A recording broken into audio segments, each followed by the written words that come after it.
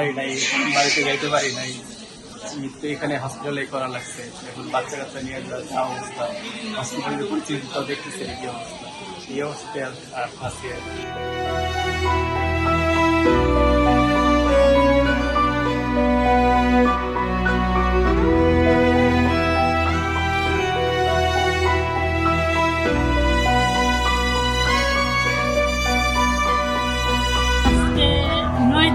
জ্বর আসছিল 4 দিন, মঙ্গলবার এনে নিয়ে আসছি।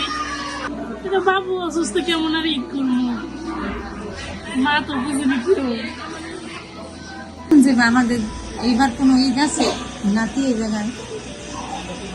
ওর কি অবস্থা, কয়দিন ধরে আছে? এই জায়গায় আসছে আজকে 6 দিন হয়ে গেছে। 6 দিন। আর বাচ্চাটার এখন কি অবস্থা, ডাক্তারের কি বলছে? না, এখন আল্লাহর রহমতে আমার নাতি অনেকটা ভালো।